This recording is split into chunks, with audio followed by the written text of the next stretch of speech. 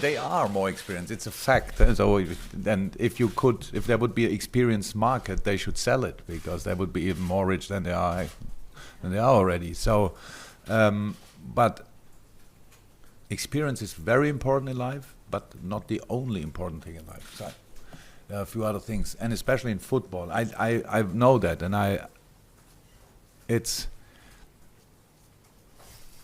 an advantage to be more experienced.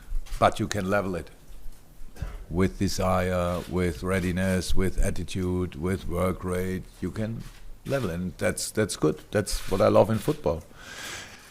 And so we have our own experience. We are not that positive experience that we won the last 2 finals or whatever, but we made our own experience, and so that's good as well.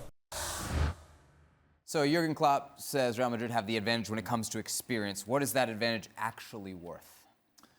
Yeah, it is worth something when you consider that the experience that he's talking about, and he mentioned, is the fact that Real Madrid have won this twice in a row. So you draw that, if you're Real Madrid, you draw from it and you say, okay, if we go down 1-0, we know what this feels like, and we come back from this. If we go up 1-0, we also know what that feels like.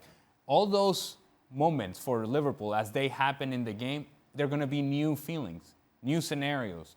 And how they react to those new feelings, that's where the experience comes in. You know how Real Madrid is going to react. We don't know how Liverpool is going to react. And whether you can level it with work rate and readiness, all those things, that may be the case, but that's assuming that Real Madrid is not going to be ready and they don't have the desire that you have and they don't have the work rate that you do.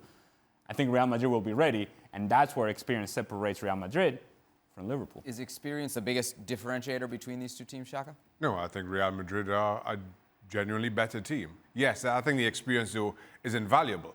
But there are a couple of things. Looking at this from a Liverpool perspective, maybe the fact that Real Madrid are on the verge of writing history themselves, maybe that comes in and plays on their nerves a little bit. I'm not quite sure I'd believe that myself. But you just never know. From a Liverpool perspective, there are a few things you can control. Your preparation, your work rate, and you hope that that's enough. Just over a decade ago, Liverpool went into a Champions League final against AC Milan in a pretty similar circumstance in terms of expectation and in terms of experience, and somehow they came out the other end of that one as European champions. Maybe it happens this time again. It's the reason the games are played, because nothing is decided on paper. It's a little bit of deflection as well by Jurgen Klopp and starting to set up this storyline of, look, it's on them.